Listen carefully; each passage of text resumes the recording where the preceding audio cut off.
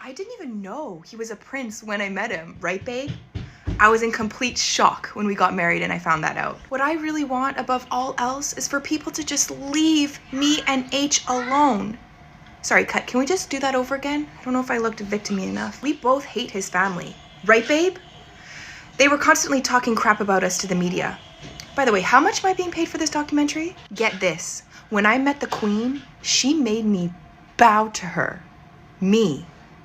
I was on Deal or No Deal. I don't bow to anyone. What are you and your husband watching together? So once we've gotten the kids to bed and I've played a little Wordle or done my 10 minutes of Duolingo, I really wanted to relearn French. I had studied it for the 4 years in high school and then it just went away. So after those two things, if we do turn on the TV, which is fairly rare, I think we're like most people where you just do endless searching until you get so tired of searching you don't watch anything.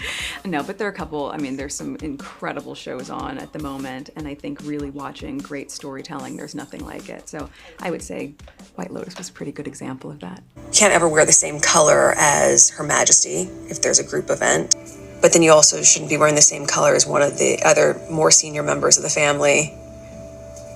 So I was like, well, what's a color that they'll probably never wear? Camel, beige, white. So I wore a lot of muted tones. I have no idea what this is or what Meghan's involvement with this was, but all I can say is, seriously, another one. Does anyone know what this is going to be about? And it's not really that short. It's like 45 minutes. I'd read this article about Halle Berry, and they were asking her how she felt being treated as a mixed race woman in the world. And her response was her saying, well, your experience through the world is how people view you. So she said because she was darker in color, she was being treated as a black woman, not as a mixed woman. Right. And I think for us, it's so different because we're light skinned. You're not treated as a black woman.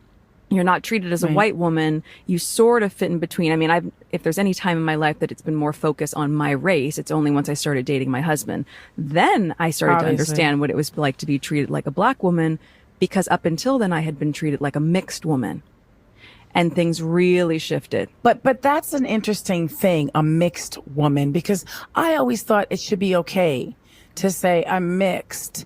Like, it should be okay to say that, but people want you to choose. Yes. And so, like, my father's